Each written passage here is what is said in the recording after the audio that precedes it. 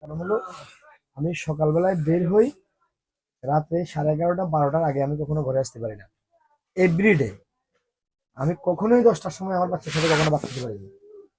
কখন দুপুরবেলা তো নাই। আমি বাসায় দুপুরে ভাত খাইছি মিনিমাম 10 বছর হয়েছে। আমি কখনো দুপুরে বাসায় ভাত খেতে পারি না। এখন এই ছেলেটা সবার সাথে মিশে, সে যখন একটা দোকানে যায় দোকানদারকে সালাম দিয়ে সে প্রথমে হাত বাড়াবে, তারপরে সে কোনো খরচের কথা বলে। সবার সাথে সে মিশুক। এবং সবচেয়ে আশ্চর্যজনক ঘটনা এটা যে এই 10 বছরের বাচ্চা সে 7টা 20 এখান থেকে বেরিয়ে জামাতে নামাজ পড়ছে। নামাজ পড়ে আসার পথে এই সমস্যা, কারণ এই ছেলেদের সাথে তার আগের পরিচয় ছিল। যেহেতু সবার সাথে সে পরিচিত, ওদেরকে তারা বলছে আগের দিন তুষার যে ছেলেটা, এই ছেলেটার সাথে তার কন্টিনিউ রাস্তায়, কারণ বাসা থেকে নেমলেই তো রাস্তা, সবার সাথে সে মিশে। মিশার কারণে যে তাকে বলছে আগের দিন তাকে 20 টাকা দিচ্ছে কিছু খাওয়ার জন্য। পরের দিন বলছে সে বাচ্চাটার বিড়ালের লোভ ছিল, আমাকে বহুদিন বলছে বিড়ালের জন্য, কিন্তু বাট আমি তাকে বিড়াল দিই নাই। এখন তাকে বিড়ালের লোভ দেখাইছে, বলছিল আগামীকালকে তাকে বিড়াল দিবে। এখন বিড়াল আনার জন্য তাকে নিয়ে ঘুরতে বেরিয়েছে, ঘুরতে বেরোয় এই সমস্যাটা হচ্ছে। আমরা ও আমার কাছে যখন রাতের 1টা 13 মিনিট, তখন আমার বাচ্চার প্রথম ছবি আমাকে দেয়। ছবি দেওয়ার পরে তখন নিশার আমার সাথে ছিল, আমি তখন তাকে খুঁজতেছি। 30 থেকে 35 জন ওর বন্ধু বান্ধব, এলাকার লোক, পাশের বাড়ির ভাড়াটিয়া, বাড়িওয়ালা, ওর টিচার লাইট হাউজিং এর যারা টিচার, সবাই নামতেছে। আমরা যেই গল্লিতে যাই একটা টিম দেখি, যেই গল্লিতে যাই একটা টিম দেখি। এখন আমি তখন টাং রোড আমার বাচ্চা খুঁজতেছি। 1টা 13 মিনিট আমার মোবাইলে আসলো, ও আমাকে বলতেছে যে কিছু তোমাকে কে মেসেজ করছে। আমি বললাম না, আমি ওরে বুঝতে দিচ্ছি না। 1টা 13 মিনিটে আমার মোবাইলে মেসেজ আসলো, আমি তাকে বললাম যে আমি আপনার এই ছবিতে দেখবো না, আপনি আমার বাচ্চার ভিডিও দেন। একটা ছবি পাঠাইতে আপনি মুক্তিপণ চাইলে আমি আপনাকে মুক্তিপণের টাকা দিব না, তাই না? আপনি আমাকে দেন, ভিডিও দেন। তখন সে আমাকে 3 সেকেন্ডের এই ভিডিও দিছে 10 মিনিটের মধ্যে। তখনই আমি নিশ্চিত যে আমার বাচ্চা তার কাছে। তখন আমি নিশ্চিত হই আমার বাচ্চা তার কাছে। তখন সে আমার কাছে 12 লাখ টাকা, আমি দেখাচ্ছি আপনাকে, সে আমার কাছে 12 লাখ টাকা দাবি করে। আমি তাকে বললাম যে ভাই, 12 লাখ টাকা তো এই মুহূর্তে দেওয়া সম্ভব না, কারণ এখন অনেক গভীর রাত হয়ে গেছে। না ফেসবুকে, যেটা পাচ্ছেন এটা 1-2টা পাচ্ছি, 20টা স্ক্রিনশট আছে আমার কাছে। ওর সাথে আমার ওই দিন রাতের 1টা 13 মিনিট থেকে পরের দিন বিকাল 5টা পর্যন্ত কথা হচ্ছে। এর ভিতরে সাংবাদিক 1-2টা যেগুলো নিচে ওগুলো নিচে আর কি। হ্যাঁ, হোয়াটসঅ্যাপে যেটা, এটা 1-2টা দেখছেন আপনারা। দেখেন, রাত 1টা 14 তারা আমাকে এই নাম্বার থেকে SMS করে। তখন রাত 1টা 14 দেখা যাচ্ছে। এরপরে আসেন আপনার ছেলেকে, এটা হলো 1টা 18 মিনিট, আপনার ছেলেকে বাঁচাতে চাইলে 12 লাখ টাকা পাঠান, না হলে মেরে ফেলবো। তখন আমি ঠান্ডা মেজাজে, হ্যাঁ সরাসরি 18 মিনিট, আমি 20 মিনিটে বললাম যে আমি তার ভিডিও দেখতে চাই, আর না হলে তার সাথে কথা বলতে চাই, বাবা হিসেবে আমি এটা বলতেই পারি, তাই না? তখন তারা আমাকে 1টা 38 মিনিট, এখানে 1টা 33, 1টা 38, 1টা 38 তারা আমাকে ভিডিও পাঠায়। সে আবার এটাও লিখতেছে, এবার তো বিশ্বাস হয়েছে, আপনার নগদ নাম্বারে 12 লাখ টাকা ঢোকান, আমি টাকা নাম্বার দিলে পাঠাই দিবেন, আর না হলে আপনার ছেলের জীবন শেষ। তারপরে বলতেছে যে আপনি টাকা দিলে আপনার ছেলে সুন্দরভাবে বাড়ি পৌঁছে যাবে। এটা হলো রাত 1টা 42, 8 তারিখ রাত, তার 9 তারিখ হয়ে গেছে। আর যদি পুলিশ প্রশাসনের কাছে যান তাহলে আপনার ছেলেকে আর বাঁচতে পারবেন না। এই কথাগুলো যখন লিখতেছে তখন আমি থানায় ডিউটি অফিসারের সামনে কিন্তু আমি চ্যাট করতেছি। এরপরে ডিউটি অফিসার দেখতেছে না। হ্যাঁ, আমি 1টা 45 মিনিটে জিডি করি,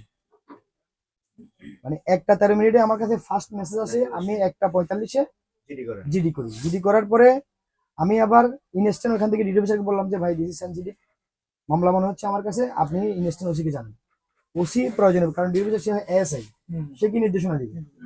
তখন উনি ওসিকে যখন অনলাইনে দেখে উনি ফোন দিয়েছে, ফোন দেওয়ার পর ওসি বললো যে ঠিক আছে 2টা টিম পাঠাও, হলো মোবাইল 1 আর একটা হলো কোবরা 1, এই 2টা টিম সহ তখন আমরা লোকেশন নিয়ে নাম্বারে লোকেশনটা বাতাইছে হলো 10 নম্বর ওয়ার্ড। বারাকপুর। না, এটা লোকেশন যেগুলো দিছে দেখাইছে আমাদেরকে সেটা হলো আপনার এই ফালাইয়া মাদ্রাসার আশপাশ, শান্তি কোম্পানি।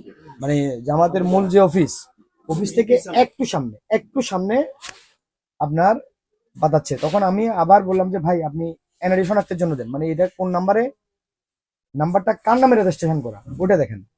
এখন নাম্বারের যে ঠিকানা, ওই ঠিকানাও ওই লোকেশনের মধ্যে, মানে যখন আমরা এনআইডি পাই, এটা একটা মহিলার এনআইডি, উনি ঠিক জামাতের অফিসের সামনেই, জামাতের যে জেলা অফিস তার এই সর্বোচ্চ কত 20 গজ সামনে এই মানে প্রাণের যে অফিসটা, ওই অফিসটাই হলো তার ঠিকানা। ওখানে সে 2008 সাল পর্যন্ত ছিল, ওই 8 সালে সে এনআইডি করছে।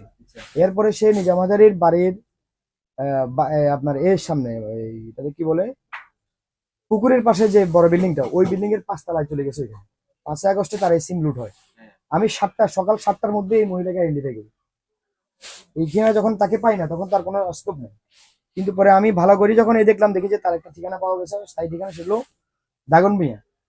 আমি 7টার মধ্যে দাগনমিয়া চলে যাই। এর ভিতরে আমার বাচ্চা, তার কিছু বন্ধু বান্ধব সহ আমি ওই এলাকাটা ঘেরাও করি, মানে 10 নম্বর ওয়ার্ডের যে বের হওয়ার যে রাস্তা, সবগুলো রাস্তা ওর বন্ধু বান্ধব এবং আরো কিছু পোলাবাইন দিয়া আমি এটা পুরোটা ঘেরাও করে রাখি। মানে ঘেরাও করছি বলতে কি, ওদেরকে বলতে তোমরা রাস্তা থাকো যাতে এখান থেকে বের হইতে না পারে। বের হইতে আমরা দেখবো প্রত্যেকটা পয়েন্ট আমি এদেরকে দিয়ে ঘিরে রাখছি। আমি ওখানে চলে গেলাম, যাওয়ার পরে এরপরে মোবাইলের সিডিআর জন্য দিলাম। ওই মহিলাকে আইডেন্টিফাই করলাম, মহিলা হলো 54 বছর বয়স, তার সেই প্যারালাইজ রোগী এবং প্রতি মাসে তাকে আপনার করতে হয়, ওই যে ডায়ালিসিস করতে হয়। এখন এই মহিলা দ্বারা তো সম্ভব না। আর যখন তার বাসা ওইখানে বলছে, তখন আমি চিন্তা করলাম সে কোনো ফলস বলতেছে কিনা। তখন খবর নিলাম যে তার ছেলে মেয়ে কতজন। তার এক ছেলে 2 মেয়ে, এক মেয়ে বিয়ে দিছে আর হলো আরেক মেয়ে আনমেরিড। ছেলে 5 আগস্টের পরে ছেলে ফেনী আসেন, কারণ যেহেতু মাস্টার পাড়ায় তার বাসা, সুতরাং ফেনী আসলে সে হয়তো কোনো কারণে পুলিশ শিকার হইতে পারে, এই ভয়ে সে আর ফেনী আসে না। বোঝা যাচ্ছে ওই সিমটা লুট হয়েছে, এই সিমটা এটা লুট করা চুরি হয়েছে। হ্যাঁ, এটা লুণ্ঠিত সিম।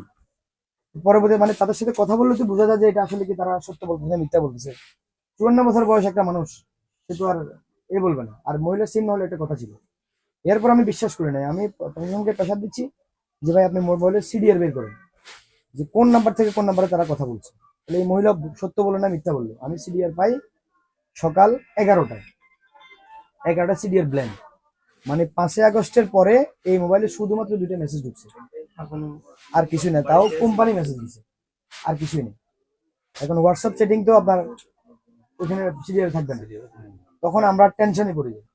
তখন আমি তার সাথে আরো মিষ্টি মিষ্টি কথা বলা শুরু করি যে ভাই আমি টাকা জোগাড় করতেছি, দেখেন না সব দিতেছি, আপনি টাকা রেডি করেন তাড়াতাড়ি, 2 ঘন্টার মধ্যে 12 লাখ টাকা দিবেন। এটা হলো দুপুর 1:45, 1:14। পরের দিন?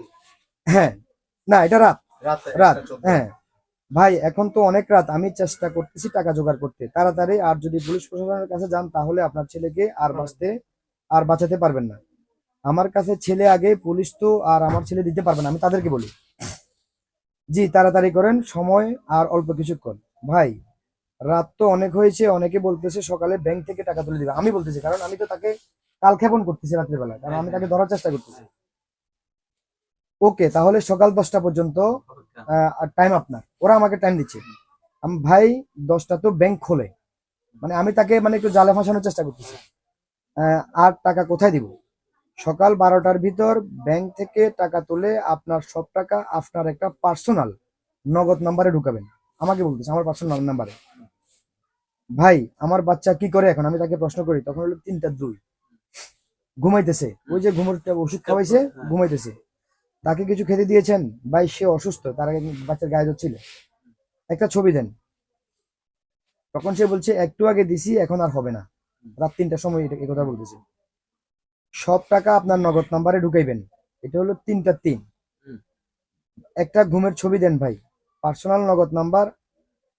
আমার তো নগদ নাই, আমি তাকে বলতেছি আমার তো নগদ নাই, আমি আরেক রুমে আছি আর সে ঘুমাইতেছে। ওই যে আমি বললাম যে একটা ঘুমের ছবি দেন, তখন সে বলতেছে যে আমি আরেক রুমে আছি। এরপরে বলতেছে যে ঘুমের ছবি দেন, পার্সোনাল নগদ নাম্বার। এটা বললাম আমি আরেক রুমে। ভাই তাহলে সকালে একটা নগদ অ্যাকাউন্ট খুলে নেবেন, আমাকে বলতেছে। নগদ নাম্বারটা দেন ভাই, আমি কিছু টাকা পাঠাই। মানে আমাকে এর ভিতরে আয়ু বলতেছে যে, মানে যিনি আমার জিডির আয়ু, সে তো আমার সাথে আছে। সে বলতেছে যে আপনি আপনার কিছু টাকা অফার করেন। আমি টাকা অ্যারেঞ্জ করতেছি। আমি চিন্তা ভাই আমার কাছে টাকা আছে, অ্যাকাউন্ট আমি খুলে ফেলি, কারণ আমার সাথে এনআইডি আছে, আমি এখানে এই মুহূর্তে খুলতে পারবো, খুলে আমি আমার ব্যাংক থেকে ট্রান্সফার করতে পারবো টাকা। তখন তারা বলতেছে লাগবে না, আগে আপনি আপনার নগদ নাম্বারে টাকা ঢোকান, তারপর আমি সব একসাথে নেব। যখন আমি তাদেরকে টুপ দিয়েছি কিছু, আমি চিন্তা করছি যে কিছু টাকা দিলে হয়তো তারা ভাববে যে আমি টাকা দিব, আমি কিন্তু টাকা দিব না। এই কথাটা আমার ধরেন পরের দিন বিকাল 5টা পর্যন্ত একবারও বলিনি। এর ভিতরে আমি টাকাও কিন্তু রেডি করছি, আমার খেয়াল দিয়ে আমার টাকা জায়গা, কিন্তু আমার আমার বাচ্চার জীবন আছে। কিন্তু প্রশাসনের সাথে আমার একটাই দাবি ছিল যে ভাই আপনারা যাই কিছু করেন সিভিল ড্রেস করবেন, আর আমার পাড়ায় আপনারা কেউ যদি যান পোশাকে যাবেন না, কারণ পোশাকে গেলে ওরা বুঝে যাবে। আমি ওর কথাবার্তায় বোঝা যাচ্ছে। আবার ও একটা জায়গায় লিখতেছে যে আপনাকে আপনাকে আপনার থেকে টাকা নিয়ে বাচ্চা ছাড়লেও আমি জেল খাটবো, টাকা নিলেও আমি জেল, বাচ্চা ছাড়লেও আমি জেল খাটবো, বাচ্চা না ছাড়লেও আমি জেল খাটবো, আপনি টাকা দিলেও আমি জেল খাটবো, টাকা না দিলেও আমি জেল খাটবো। তখনই আমি বুঝতেছি যে সে আমার পরিচিত। তখন হ্যাঁ আমি তখন বুঝছি যে সে আমার পরিচিত বা আমার বাচ্চার পরিচিত। তখন আমি প্রশাসনকে বলি যে ভাই আপনারা যাই কিছু করেন আমার এলাকায় আমার পাড়ায় পোশাকে যাওয়া যাবে না, কারণ আমার বাচ্চার লাইফ আছে। তখন তারা ঠিক এইভাবেই 3 দিন পর্যন্ত অতিবাহিত করছে। তারা বিভিন্ন এর ভিতরে র্যাবের সিইওর সাথে আমার কথা হয়েছে, পুলিশের এক ডিএজি ছিল, আপনার ডিএজি এডমিন বদরুল স্যার, ওনার সাথে আমার ভালো সম্পর্ক। আমি ওনাকে ফোনে জানাই, উনি আমাকে র্যাবের ডিএজির সাথে উনি কথা সিইওর সাথে কথা বলে, র্যাবের সিইও আমাকে ফোন দেয়, আমি ওনার সাথে বিভিন্ন আলোচনা করি এবং এই নাম্বারগুলো দিই। উনিও বারবার চেষ্টা করতেছেন সাদা পোশাকে সোর্স নিয়ে, কিন্তু কোনো তো ক্লু পাচ্ছি না এদের। তখন র্যাবের সিইও আমাকে জানায় বিকাল 4টায় পরের দিন যে ভাই আপনি একটা কাজ করেন, যেহেতু আপনি মহিলাকে আইডেন্টিফাই করতে পারছেন, আপনি সিমটা উঠে ফেলেন। যেহেতু আপনি তাকে টাকা দিবেন বলতেছেন, ওর সাথে আমার যে কথা হচ্ছে থানায়ও বিষয়গুলো জানে, র্যাবও জানে এবং ডিবিও জানে। আমি আমাকে সিও বললো যে আপনি সিমটা উঠে ফেলেন, উঠে ফেলে নতুন একটা এই আপনার এই খোলেন, হোয়াটসঅ্যাপ খোলেন, তাহলে আগের হোয়াটসঅ্যাপ ব্লক হয়ে যাবে, ওরা নতুন নাম্বার থেকে আপনার সাথে যোগাযোগ করবে, আমরা তাকে ফাইন্ড আউট করতে পারবো। এটা প্রশাসনের সিদ্ধান্তের কারণে কিন্তু আমি এই কাজটা করছি। তখন আমি আবার এই লোকদেরকে প্রেসার দিয়া আমি ওদের সিম উঠাই, নতুন সিমটা দিয়ে আবার হোয়াটসঅ্যাপ ওপেন করি। এই হোয়াটসঅ্যাপ ওপেন করানোর পর থেকে আর কোনো যোগাযোগ না, কারণ তারা তখন আমার বাচ্চাকে মেরে ফেলছে। হ্যাঁ না, এর আগে তারা মেরে ফেলছে। সর্বশেষ জানতে পারছেন আপনার সাথে কি কথা বলার আগে তারা মারি ফেলছে? হ্যাঁ মারে ফেলছে, মানে মারার পরে আপনার থেকে টাকা নিয়ে হ্যাঁ টাকা নেওয়ার জন্য এটা করছে। এটা তো ওরা স্বীকার করছে, যখন খাওয়া হচ্ছে মানে ঘুমের ওষুধকে ওরা রাতে খাওয়াইছে। তারপরে মারা গেছে। মানে যেদিন নিচে কতক্ষণ ম্যাচ স্বীকার করছে? এটা হলো পরের দিন মেবি 3টার পর, কিন্তু ওরা আমার সাথে দিনের 3টার পর। দিনের 3টার পর, পরের দিন 5টা পর্যন্ত ওদের সাথে আমার কমিউনিকেশন হয়েছে। লাস্ট আমার সাথে কমিউনিকেশন হয়েছে কথার মাধ্যমে তো একদম পরিষ্কার একদম নির্দিষ্ট টাইম আছে আমার কাছে। যাচ্ছে। আমার সাথে হ্যাঁ আচ্ছা, seriously বলুন। না, ওটা তো আর আমি দেখি নাই। এরা ওই মূলত পরে এখান থেকে ব্যাক আসতে চাইলেও পারে না, কারণ হলো বাচ্চাটা মানে serious। 3:29 যখন আমাকে আপনি বলছে, যখন হোয়াটসঅ্যাপটা সিমটা উঠাইলেন এরপরে কি হইলো বা কি করলেন? আমি সিমটা উঠানোর পরে তো মানে ওদের সাথে আমার কোনো কমিউনিকেশন নেই। আমি তখন প্রশাসনের সাথে যোগাযোগ বাড়াই, র্যাবের সাথে যোগাযোগ বাড়াই, তখন র্যাব ট্রেস আউট করার চেষ্টা করে। প্রশাসনে কিন্তু 100% আমাকে সময় দিচ্ছে। ওরা একজন কন্টিনিউ আমার সাথে লাগিয়েছিল, কারণ আমার সাথে আমার ছোট ভাইরা নাকি ছিল। আধুনিক প্রযুক্তি ব্যবহার করে না ওদেরকে আধুনিক ধরার জন্য? প্রযুক্তি কেমনে ব্যবহার করবে? আপনার তো ওদের কোনো ট্রেস আউট করার কোনো সুযোগ নেই। আচ্ছা, নাম্বার যেটা সেটা তো আরেকজনের নাম্বার। আর এটা সিমটা কি করছে, তারা হোয়াটসঅ্যাপ ওপেন করে সিমটা ফেলে দিছে, সিম ইনঅ্যাক্টিভ করে ফেলছে। সিম ইনঅ্যাক্টিভ। এখন সিম যদি অ্যাক্টিভ থাকতো তখন আপনি তাকে পাইতেন। আমরা তো ট্র্যাকিং করা যেত আর কি তখন। হ্যাঁ আমরা সিমে কল দিচ্ছি বারবার, বিভিন্ন জনকে দিয়ে সিমে কল দিচ্ছে, সিম তো বন্ধ। সিম তো বন্ধ।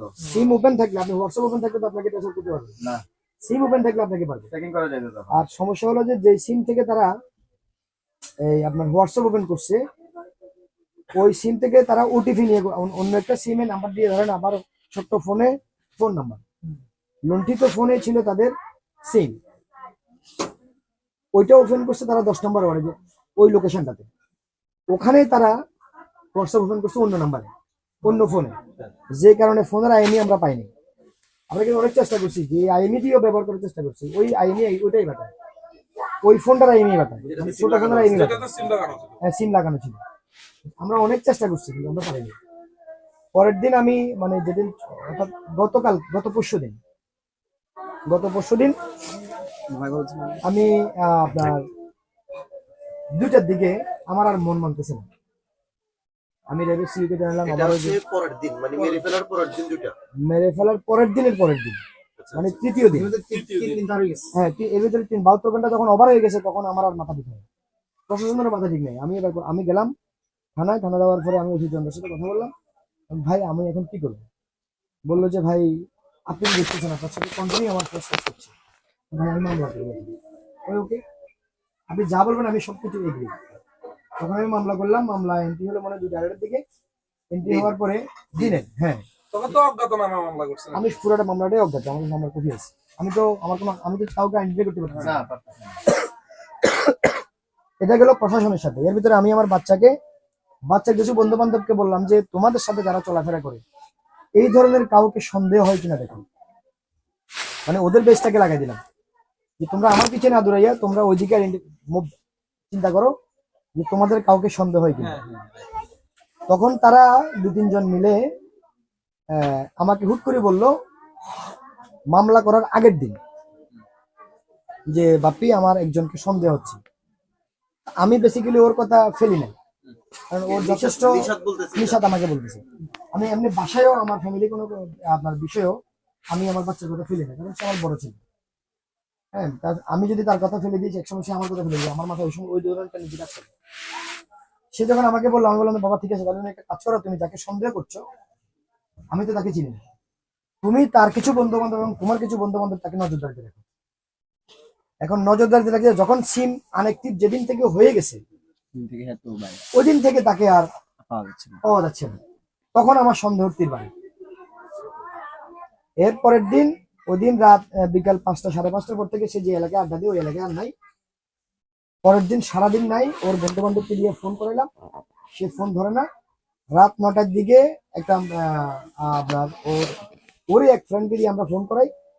আমি কিন্তু শো হচ্ছি না, আমার বাচ্চাকে শো করতেছি, কারণ আমি শো হলে ওরা বুঝে যাবে। বাচ্চাকে দিয়ে করাচ্ছি, বললো যে সে ড্রাগ নিছে, মানে সে নেশা যদি কিছু খাইছে।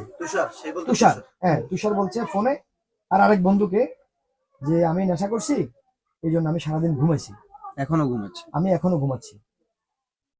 আমি ওরে বললাম যে ঠিক আছে, তাহলে একটা কাজ করো, ওর বাসার ঠিকানা আইডেন্টিফাই করো। তখন বললো যে আমার বাসায় আম্মু আছে, এখন তোরা বাসায় আসিস না, ঝামেলা আছে। তখন আমি ওরে বললাম যে ঠিক আছে, তুমি একটা কাজ করো, তুষারের গ্রামের বাড়ি কোথায়, তুষার শহরে কোথায় থাকে, ওই ঠিকানা আইডেন্টিফাই করো রাতের মধ্যে। এখন রাতের মধ্যে আমরা আইডেন্টিফাই করলাম, ওরা আইডেন্টিফাই করলো। ওর বাড়ি হলো জঙ্গল মিয়ায়, আর ও থাকে হলো, ওর বাসা হলো সালাউদ্দিন মোড়। ওর মায়ের সম্ভবত সেখানে একটা পার্লার আছে, ওই পার্লারের আশপাশে কোথাও বাসা। এরপরে আমি ওরে বললাম তুমি নিশা, মানে পরের দিন অর্থাৎ চতুর্থ দিন মানে পরশু দিন আমি ওরে বললাম যে নিশা তুমি তোমার বন্ধু বান্ধবের উপরে মানে এ না হয়ে, যেহেতু সে ধরা দিচ্ছে না, তুমি তার সাথে কমিউনিকেশন করো, কিন্তু বাই রেকর্ডে, অবশ্যই সেটা রেকর্ড থাকতে হবে, তুমি তার সাথে কমিউনিকেশন করো।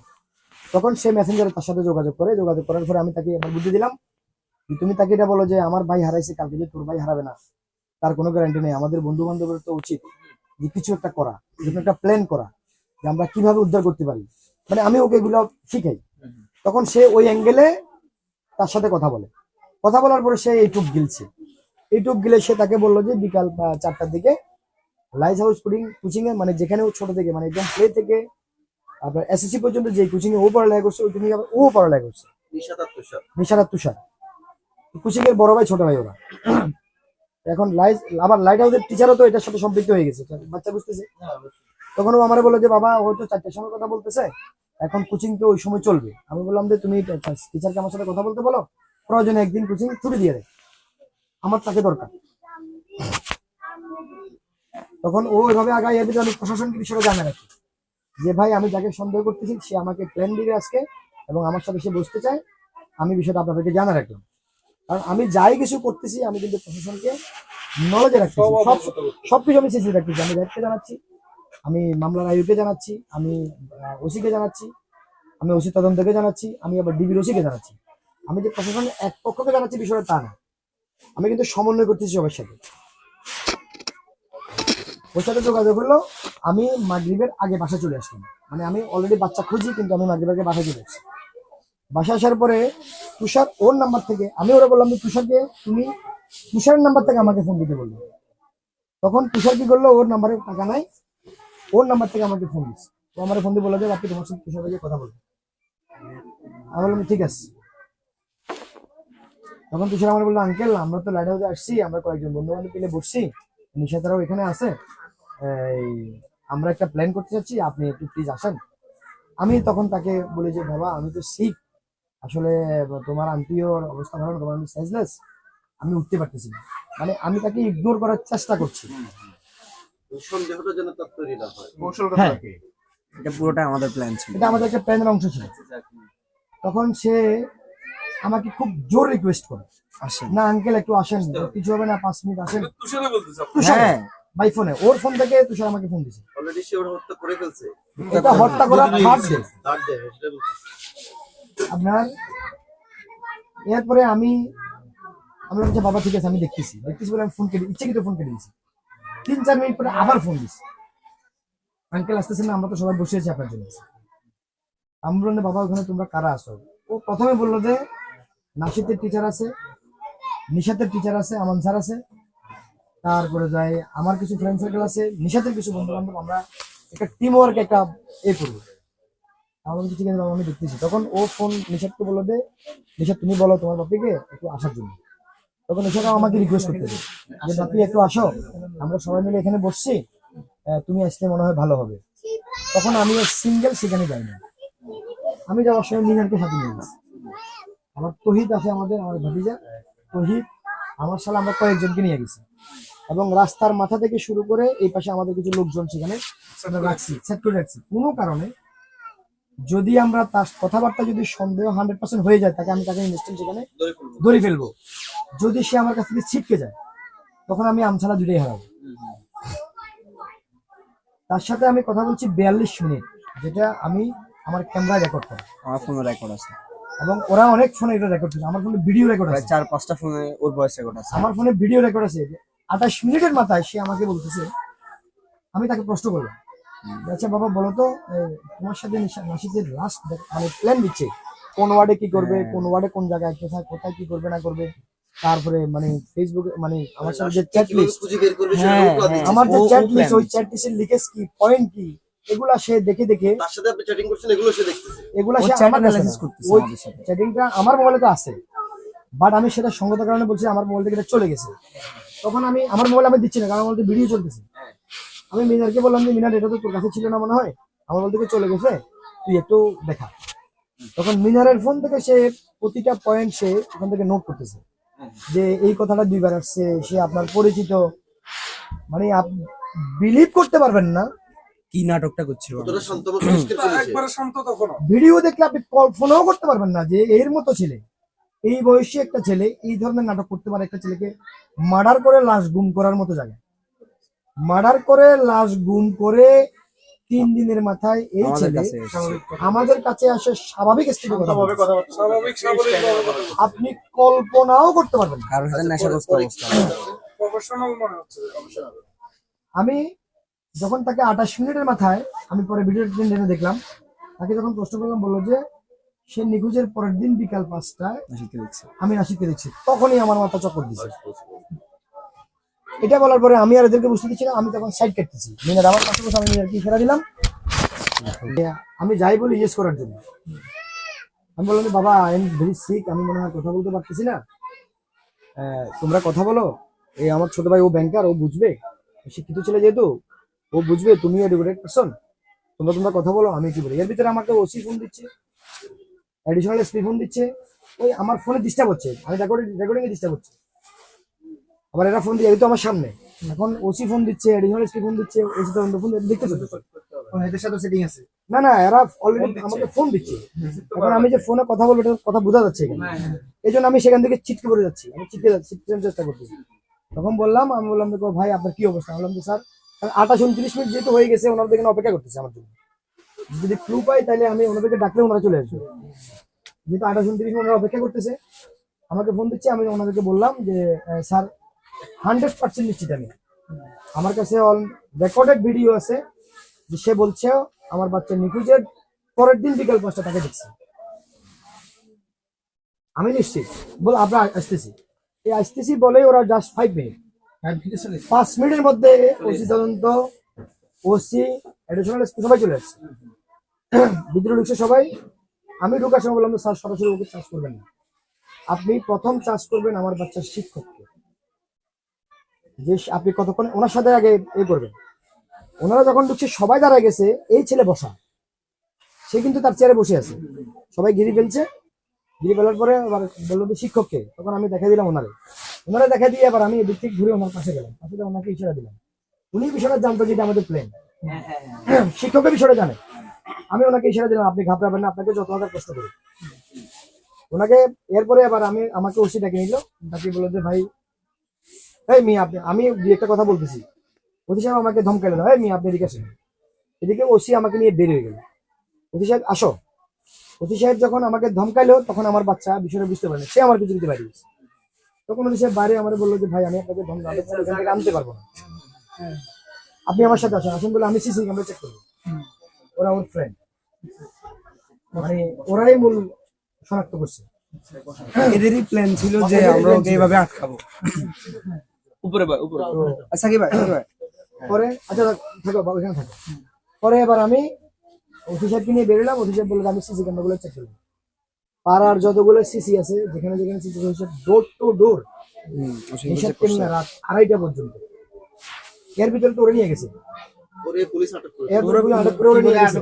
কি বলে বলতো, আর ওর কথাবার্তা কত প্রাইভেটে ওরা ওখান থেকে পুলিশ, আমরা তো জানি না, ওরে পুলিশ নিয়ে গেছে। পরে আমাকে আমার এক অফিসার আসছিল সাথে, আমার ফ্রেন্ড সাব ইন্সপেক্টর মোতাহের, সে আমাকে বলে দেবে আমরা নিয়ে এসেছি, আপনি করুন। আমি বললাম যে ভাই আমি তো ওসি সাহেবের সাথে, বললো যে অ্যাডিশনাল এসপি সাহেবের সাথে কথা বলবো। আমি বলছি ঠিক আছে, ফোন দেন যে ভাই আমরা নিয়ে আসছি, আপনি একটু আসুন। এর ভিতরে তাকে সম্ভবত হয়তো ওনারা জিজ্ঞাসাবাদ করতেছে। আমি ডিবির ওসি রুমে অ্যাডিশনাল এসপিকে আপনাদেরকে যেভাবে বর্ণনা দিছি সম্পূর্ণ, অর্থাৎ অ্যাডিশনাল এসপির সাথে আমার 2-1 মিনিট কথা হয়েছে, কিন্তু লংলি কখনো পুরো ডিটেলস নিয়ে কথা হয়নি। তখন অ্যাডিশনাল এসপি আমাকে বললো, আমার থেকে মূল ঘটনা জানতে চাইবে। জানার পরে আমাকে বললো ঠিক আছে আপনি অপেক্ষা করেন। তখন রাত কয়টা? প্রায় ধরেন 2:30টার কাছাকাছি। কারো ঘুম নেই না, ওনার মোতাহার যার কথা বলছি উনি সকাল 8টা ডিউটি আসছে, উনি স্টিল না ওইখানে। পরে আমি ওনাকে বিষয়গুলো খুলে বললাম, খুলে বলার পরে এসপি ফোন করলো। এসপি ফোন করে এসপি সাহেব বললো যে মানে কঠোরভাবে জিজ্ঞাসাবাদ করে, আমি আদি প্রান্ত দেখতে চাই তোমরা মনে টুডে মর্নিং। আমি এই কথাটাই শুনছি, আমরা তো মুখোমুখি, রাত গভীরতা যদি রুমের ভিতরে কথা বোঝা যাচ্ছে। আমি এটার আদি প্রান্ত দেখতে চাই তোমরা মর্নিং, স্যার আমি দেখতে দিয়েছি। এটা বলার পরে আমার বললো যে ঠিক আছে আপনি বাইরে থেকে। কিছুক্ষণ পরে আমাকে ফোন দিল সিদ্ধান্ত, শোক ভাই একটু আপনি কই? আমি বললাম ভাই আমি তো বাইরে আছি। ও আচ্ছা ঠিক আছে, বাড়ি বলতে কোথায় বাইরে? ওরা কিন্তু থানায়। আমি বললাম আমি তো ভাই ডিবি অফিস, আমরা এখানে আসছি। ওনারা অ্যাডিশনাল এসপির সাথে কথা বললো, আমাকে নিয়ে আমাকে বললো যে আপনার লোকজন আছে কিনা? হ্যাঁ আছে। এর ভিতরে আরেকটা রাজসাক্ষী আছে যে তুষারকে আর আমার ছেলেকে সালাউদ্দিন মুখ দেখছেন সরাসরি। এই বিষয়টা জাস্টিফিকেশনের জন্য ওরা ওই ছেলের বাসা যাবে। এখন ওই ছেলের বাবা হলো দেশের বাইরে, মা আছে বাসায়, মা কখনো তাকে সাক্ষী দিতে দিবে না। ওই ছেলেও ধরেন কত সম্ভবত 7-8 পড়ে, আমাদের ছোট। হ্যাঁ, এবং নাসিদকে সে চিনে, তুষারকে সে চিনে, যদি ওই পাড়ায় থাকে। তখন এবার আমি অন্যভাবে রিকোয়েস্ট করলাম কয়েকজনকে, পাড়ার কিছু বললাম, আমি বললাম যে ভাই তুমি তার মাকে বাদ দিয়ে তার সাথে কমিউনিকেশন করো, প্রয়োজনে আমরা ঘরে যাব না, তার সাথে বারান্দা থেকে সে কথা বলবে, আমরা বারান্দা দিয়ে তার কথা রেকর্ডে যাবো। তখন এবার আমরা 2 সিএনজি, আমার ফুলগাজীর 1 সিএনজি, ফেনের 1 সিএনজি নিয়ে আমাদের কিছু পোলাপান, মানে আমাদের পোলাপান বলতে কি লোকালে কিছু ছেলে পেলে সব নিষেধের বন্ধু বান্ধব বা ওর সমবয়সী বা নাসিকের যারা শুভাকাঙ্ক্ষী, এই ধরনের 8-10 জন নিয়ে আমরা পুলিশ সহ আমরা ওইখানে থেকে ওই ছেলের ভিডিও ফুটেজ নিই। ভিডিও স্পেসিফিক বলে যে আমি সরাসরি দেখছি তুষার ভাইয়া বসে আছে সিঁড়িতে, নাসিদ সেখানে দাঁড়ানো, তারা দুজন কথা বলতেছে আমার সাথে। আমি অমুকের হুন্ডায় ছিলাম, ওই হুন্ডা হলো আমার সাথে আছে, আমি হুন্ডার পিছনে বসছি এবং স্পিড ব্রেকার থাকার কারণে গাড়ি সেখানে স্লো হয়েছে। এটা হলো কোথায়, মানে রেল গেট, সালাউদ্দিন মোড়ের রেল গেট। ওই এখানে যে স্পিড ব্রেকার, ওখানে গাড়ি অবশ্যই আসতে যাবে। আমি তুষার ভাইয়ের চোখাচোখি হয়েছে, তুষার ভাই আমার চোখাচোখি হয়েছে। এটার পরে না না আমি তো ফোন দিছি এই কথাটা পর্যন্ত তখন রাত 2:30 এই পর্যন্ত তুষার স্বীকার করে নাই, স্বীকার করছে সে যে এটা আমি না, আমার মনে হয় যে এরা জড়িত। মানে সে তার দুজন ফ্রেন্ডের নাম বলছে, এই দুজনের সাথে তার ঝামেলা আছে, মানে তার দলীয় ঝামেলা আছে।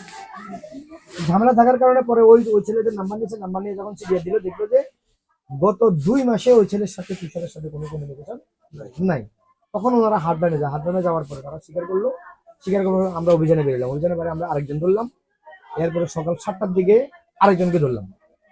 এর ভিতরে আবার ওদের 3-4টে টিম বাড়িয়েছে বিভিন্ন জায়গায়। আমরা পুলিশের সাথে, ডিবির সাথে আমরা বের হয়ে বিভিন্ন ভাগে ভাগ হয়ে আমরা ধরুন বিভিন্ন জায়গায় রেড দিচ্ছি, মানে বিভিন্ন বস্তিগুলো চাচ্ছি। এই হলো মানে সর্বশেষ। গতকালকে 11টায় আমি সকাল বাসায় গেছি হলো 2 দিনও স্বীকারোক্তি দেয় নাই। স্বীকারোক্তি দিয়ে ফেলছে। রাস্তায় ঘুম করছে, মাইচিদের স্বীকারোক্তি ওটা পুলিশের পুলিশের কাছে স্বীকারোক্তি ফোন দিয়ে দিয়ে দিছে। ও তো ধরা খাইছে ধরার পরে রাত 2:30-3টা। গত পরশুদিন রাত্রে সন্ধ্যে 7টার সাথে রাখেছে। 2:30 সে স্বীকারোক্তি দিয়েছে, সে করছে। কার সাথে করছে সে বলছে না, লাশ কোথায় আছে? না মারছে সেটা স্বীকার করে না। আচ্ছা। বলছে যে আমি আনি এই আরাফাত আরো নাকি দৌড়ে যেন দিছে। ওয়াসিরকে দিছি। মানে নাশিদ ওয়াসিরের কাছে আছে। তখন ওয়াসিরের সন্ধানে হ্যাঁ ওয়াসিরকে খোঁজার পরে ওয়াসির বলতেছে যে লাশ না, নাশিদ অমুকের কাছে আছে, আরেকটা ছেলের নাম বলছে। তখন অমুকের সন্ধানে 3 জনকে আনার পরে যখন 3 জনকে মুখোমুখি করা হয়েছে, তখন প্রায় ধরেন সকাল 9টা কি 10টা। তিনজনে অ্যারেস্ট করে ফেলতে পারছেন? হ্যাঁ, রাতের মধ্যে, মানে সকাল 7টার মধ্যেই আমরা 3 জনকে ধরে নিয়েছি। ধরার পরে মানে আমরা কিন্তু প্রশাসন ধরে নিয়েছি। এখানে কিন্তু ডিবি, পুলিশ সবাই সিরিয়াস যৌথ একাত্রে কাজ করছে, কিন্তু মানে টিমওয়ার্ক, পুরোটা টিমওয়ার্ক কাজ করছে। করার পরে আপনার সকাল আমি 7টার দিকে আমাকে বললো যে ভাই আপনি তো সারা রাত আজকে 4-5 দিন আপনার কোনো ঘুম নাই, খাওয়া নাই, আপনি রেস্ট করেন, আপনি বাসায় চলে যান। তখন আমি, আমার ভাই কামরুল, আর হলো আমার একটা ভাতিজা, এর নাম হলো তহিদ, আমরা আমার বাসায় চলে আসি। বাসায় আসলে স্বাভাবিক ক্ষেত্রে সারা রাত হাঁটছি, খানা নাই, দানা নাই, ঘুম নাই, শরীর ক্লান্ত। আমি একটু শুইছি, কিন্তু ঘুম আসতেছে না এই কারণে যে মানে বাসায় মহিলাদের জ্যাম। এখন যখন আমার অভ্যাস হলো যে আমি সাউন্ডলেস এরিয়া ঘুমাই। এখন মানুষের বাসার লোক আসতে তো ওরা কান্নাকাটি করতেছে, সাউন্ডের কারণে আমার আর ঘুম আসতেছে না, কিন্তু চোখ বন্ধ রাখছি আমি। 10টার দিকে আমি উঠে গেছি, না আমার আর ভালো লাগছে না, আমি যাবো। যেহেতু ধরছি, কি খবর, আমি ফ্রেশ হই, আমি বেরোচ্ছি। বেরিয়ে আমি থানায় গেলাম। থানায় যাওয়ার পরে দেখি যে থানা শুন নীরবতা। যে থানা 10টা 10:30টার দিকে দিনের খুব গরম থাকে, কারণ আসামি ধরে, এদেরকে চালান দেয়, আত্মীয় স্বজন থাকে, একদম শুন নীরবতা। তখনই আমার সন্দেহ হয়। আমি ডিভিশনকে জিজ্ঞেস করলাম যে ভাই অভিষেক কোথায়? ওই আপনি কিছু জানেন না? হলো না, এরা সবাই এসপি অফিস।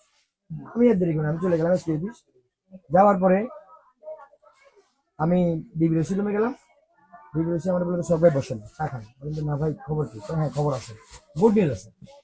তবে গুড নিউজ ব্যাড নিউজ দুটাই থাকতে পারে। আপনি ধরে নেন আমরা আপনার বাচ্চা পাইছি, তবে জীবিত আর মৃত আমরা সেটা এখনো শনাক্ত করতে পারি না।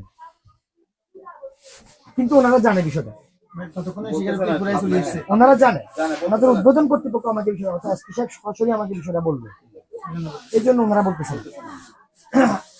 আমি ওনার ঢুকলাম, ঢুকার পরে অতিরিক্ত ঢুকলো থানার। উনি আমার বললো সবাই আসছেন, আচ্ছা ঠিক আছে আপনি বসেন, আমি একটু স্যারের সাথে দেখা করি। এই দেখা করতে করতে ধরেন আপনার প্রায় দিনের 2টা বেজে গেল। আমি থানায় এখানে ঢুকতে 12টা, ঘুরতে ঘুরতে এখানে 2টার সময় আবার আমাকে ডাকলো, ডাকে নিয়ে গেল এসপি সাহেব। আবার আপনাদেরকে যেভাবে বর্ণনা দিচ্ছি, এই সেম বর্ণনা এসপি সাহেব আমাকে জিজ্ঞেস করলো যে কিভাবে বাচ্চা হারাইছে, আমাকে একটু বলেন তো। মানে উনি যাদের বিষয়টা টোটালি জানেন, মানে ওনাকে জানানোর জন্য একদম সেম। তখন আপনাদেরকে যে বর্ণনা দিচ্ছি, সেম বর্ণনা আমি এসপি স্যারকে দিচ্ছি। দেওয়ার পরে উনি আমার বললো যে ঠিক আছে আপনি বসেন, আপনি যাইন না, আপনি এখানে থাকেন, তোমরা ওই রুমে আসো। উনি আমাকে রুমে বসাই, ওনারা বেরিয়েছে। মানে ওখানে অ্যাডিশনাল এসপি ছিল, ডিবিরসি ছিল, না অ্যাডিশনাল এসপি আর হলো ওসি তদন্ত, এর ভিতরে সদর থানার ওসি, ডিবিরসি, তারা আপনার লাস্ট যেখানে শনাক্ত হয়েছে ওই জায়গায় ওরা এখানে চলে গেছে, অলরেডি চলে গেছে। ওরা চলে গেছে আপনাকে নেয় না? না, আমি তো জানি না, ওরা আমার আগে চলে গেছে এখানে। মানে এসপি সাহেব যাবে, তারপরে লাশ সেখান থেকে আবার ওই যে এই যে উদ্ধার করার লোক লাগবে, তো ওদের প্রশাসনিক আমাকে বলে নাই, ওনারা জানে কিন্তু উদ্ধার উদ্ধার করার জন্য লোক লাগবে, ওদের তো আইনি প্রসেস আছে। ইচ্ছা করলে পুলিশ তো সেখান থেকে উদ্ধার করতে পারে। ও আইনি প্রসেসের জন্য সেখান থেকে হয় ডোম লাগবে, না হলে ফায়ার ফায়ার সার্ভিস লাগবে। তো ওনারা এভাবে কথা করে ডোম আসতে লেট হচ্ছে, এই জন্য আমাকে বেসিক্যালি ওখানে কালক্ষেপণ করাচ্ছে। হ্যাঁ, যেহেতু পানি বেশি নাই, কম পানি বলবে এখানে, যেহেতু কম পানি সেখানে আর ডোম দিয়ে করতে পারবে। আর সাব ইন্সপেক্টর মোতাহার চিন্তা করছে যে সে যে কান্নাকারি করছে আমার ক্লোজ বন্ধু, সে খুব কান্নাকারি, সে মানে নিতে পারতেছে না। সে চিন্তা করে ফায়ার সার্ভিস বাদ দেয়, মানে সে সব অ্যারেঞ্জ করতেছে। পরে এসপি সাহেব আমাকে বললো, আমি এবার এসপি রুম থেকে বেরিয়ে গেলাম। মানে এসপি রুম থেকে বেরিয়ে কি হতে পারে আমি এগুলো চিন্তা করছি। হুট করে এসপি রুম থেকে বেরোয়ার পর আমি মোবাইলে ফ্লাইট অন করলাম। এখানে আমি যতক্ষণ কথা বলছি, কারণ বিভিন্ন জায়গা থেকে ফোন আসতেছি, আমি ফোনটা ফ্লাই মোড করে দিচ্ছি। ফ্লাই মোড ওপেন করার সাথে সাথে আমারই এক পার্টনার আমাকে ফোন করলো, ভাই আপনি কি? ভাই আমি তো এসপি অফিস। আরে ভাই এখানে একটা লাশ উদ্ধার হয়েছে দেওয়ানগঞ্জের, এখানে আপনি দ্রুত দেওয়া, আমি এসতেছি, আপনি দ্রুত দেওয়ানগঞ্জে যান। তখনই আমি আমার গাড়ি স্টার্ট দিই, আমি আর এক সেকেন্ড দেরি করি না। আমি সালাউদ্দিনের মোড় আসার সাথে সাথেই আমাকে ফোন দিল, ভাই আপনি কই? ভাই আমি সালাউদ্দিন। আপনি সালাউদ্দিন মোড়ে ব্রেক করেন, এসপি সাহেব আপনাকে নিয়ে দেওয়ানগঞ্জে যাবে। ভাই প্লিজ আপনি সামনে আগাইন না, আপনি সিঙ্গেল সামনে আগাবেন না, আপনি সিঙ্গেল সামনে আগাবেন না। সে কথাটা আমাকে দুইবার রিপিট করে বসছে। তখন আমি গাড়ি ব্রেক করে সালাউদ্দিন ব্রেক করে আমার গাড়ি সাইড করে দিয়ে আমি গাড়ি গাল্লক করছি। গাল্লক করে আমি দোকানের ভিতরে, চায় দোকানের সামনে সিসি ক্যামেরা আছে, আমি সিসি ক্যামেরার সামনে দাঁড়াই। অনিরাপদ মনে করতেছেন? যখন আমাকে দুইবার বলছে যে ভাই আপনি সিঙ্গেল যাইয়েন না, আগাবেন না, আমি তখন নিজেকে অনিরাপদ মনে করছি। তখন আমি সিসি ক্যামেরার সামনে দাঁড়াই দিচ্ছি। এরপরে ওনারা আমাকে ফোন দিল যে ভাই আপনি, আমি ফোন করলে আপনি আমার গাড়ি দেখলে আপনি মেইন রোডে আসবেন। ওনাদের গাড়ি, সার্কেলের গাড়ি, এসপির গাড়ি দেখার পরে আমি মেইন রোডে আসলাম। আসার পরে এবার আমাকে অ্যাডিশনাল এসপি বললে ওনার গাড়িতে ওঠার জন্য। পরে আবার উনি বললো এসপি সাহেব বললো যে ওনার গাড়িতে ওঠার জন্য। পরে আমি অ্যাডিশনাল এসপি গাড়িতে উঠলাম, কারণ এই লোকটা গতকালকে সারা রাত ঘুমাই না আমার বাচ্চার জন্য। উনি সারা রাত ছিল আমার সাথে অ্যাডিশনাল এসপি। বেসিক্যালি আমি ওনার গাড়িতে উঠছি, ওনার গাড়িতে ওঠার পরে 1900 গেলাম। নামার পরে এসপি সাহেব আমার গাড়ি থেকে না, যখন আমরা রেল ক্রসিং গেলাম তখন আমার হাত ছেড়ে যে ভাই একটু স্বাভাবিক হন, মেনে নিতে হবে কিছু সবকিছু। এখনো আমরা কনফার্ম না লাশ আপনার ছেলের, আমরা শনাক্ত করার জন্য আপনাকে নিয়ে আসছি। কিন্তু বিষয়টা ওনারা জানেন, কারণ ছবিতে দেখা যাচ্ছে যে আমি একটা ভিডিও পেলাম। হ্যাঁ, তখন উনি আমাকে, আপনি ভিডিও দেখবেন যে আমার হাত ধরা, আমার হাত ধরে উনি আমাকে নিয়ে যাচ্ছে। পরে লাশ উঠানোর পরে তো ধরেন আমার অবস্থা কিছু নেই, এই হলো অবস্থা। 3 দিন তো মানে নিচে হয়ে গেছে মনে হয়। হ্যাঁ, 3 দিন পানির নিচে থাকার কারণে যেহেতু ঠান্ডা ছিল, বাচ্চা ওই যে এটা ঠিক ছিল না, ব্যাগের মধ্যে পাথর দিয়ে বাচ্চাদের ডুবন্ত ছিল। নিচে পাথর ছিল, নিচে হ্যাঁ, ব্যাগের মধ্যে পাথর দিয়ে বাচ্চাদের ডুবন্ত ছিল। না, পাথরটা সিটের নিচে ছিল। ডুবন্ত থাকার কারণে, পানির মধ্যে থাকার কারণে বাচ্চা ভালো ছিল, নইলে বাচ্চা পোষা গলা বন্ধ হয়ে যেত। কিন্তু ওইটা হয় না, বাচ্চা কিন্তু এরপরে যেহেতু আমি মেডিকেল লাইনে আসি, আমি বিষয়টা বুঝি। তখন আমি লাশ পাওয়ার পরে এসপি সাহেবের ব্রিফিং শেষ করলাম। এসপি সাহেব আমাকে বললো যে ভাই চলেন, আপনি আমার সাথে চলেন, তুমি সাংবাদিক অপেক্ষা করতেছে আমার জন্য, আমরা ফ্রেশ ব্রিফিং এ যাবো, আপনি আমার সাথে। তখন আমি আমাকে ইগনোর করি। এখন আমি সাংবাদিক মিডিয়া বিক্রি করবো, আমার আবার হারাই গেছে। এখন আমাকে সিচুয়েশন মেনটেন করতে হবে। তখন আমি বললাম যে স্যার, আমি আপনাকে একটা রিকোয়েস্ট করবো, এই লাশের পরিবর্তে তবে অনলাইনে নিয়ে। উনি আমাকে বললো যে বলেন। আমি বললাম যে আমি আজকেই আমার বাচ্চার দাফন করতে চাই, এবং আজকেই আমার আপনাকে দ্রুত পোস্টমর্টম করতে হবে, এবং রাত 9টার ভিতরে আমি বাচ্চা দাফন করবো। আপনি আমাকে এই নিশ্চয়তাটা করে দিন এবং এই ব্যবস্থা করেন।